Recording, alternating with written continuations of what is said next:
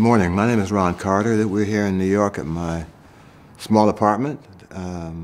Discuss some music I try to make every day.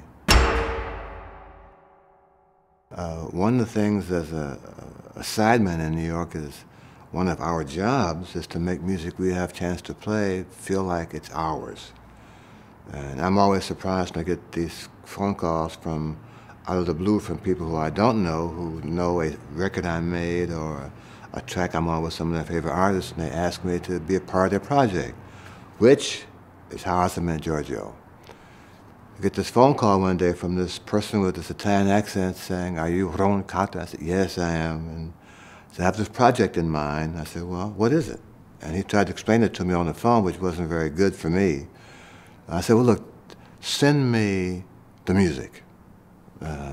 Send me a lead sheet or a track or something so I can know what you expect me to do with your music." He said, "I'll send you a couple of tracks." I said, "Okay." So a week later, I get on my computer some emails, some MP3 tracks, and a week later, a scanned sheet of music, and I look at it, and so I call him back, and I say, "Well, I'm kind of on the road for the next 2 months, so if you want to do this project, we've got to do it within this window of 3 weeks." So he said, "Okay," and I said,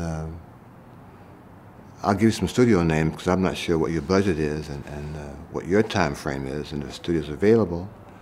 So he said, "Okay." So we called and I gave him some names by way of email and we set a time and a place, and I get to this room with my bass and this little person about this tall says, "Hello, I'm Giorgio." I said, "Hello, how are you? I'm Ron Carter, and what can we do to help each other?"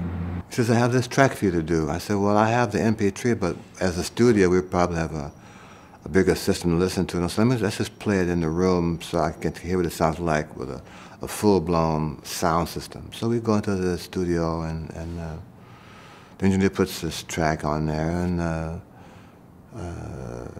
the bass line is done with a piano bass line like this. And I said, "Well,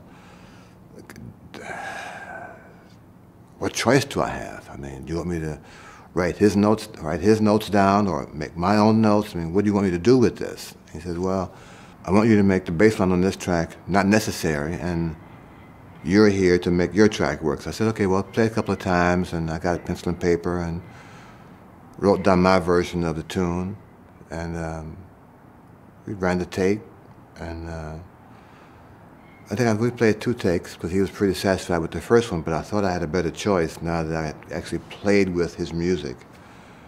We did a second take, and it was determined that this was the best take of the 2, so I packed up and proceeded to go home. But before I left, I asked him to send me a copy of the final version once you finish adding the strings and stuff so I can know,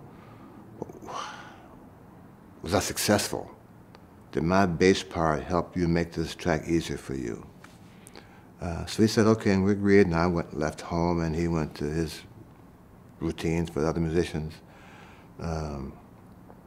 About a month ago, I get a call from him saying, "I got finished." So I said, "Well, send me what you have." And he did a nice symphonic type track with some great lyrics.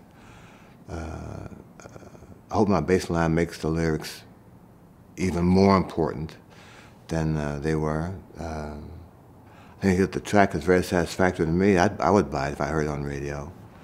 And the project seems to be involved with his 10 or 11 songs played by his favorite musicians. And I'm happy to be among those people. Steve Gadd, for example, is a friend I haven't seen in years, and he's on a couple of the tracks.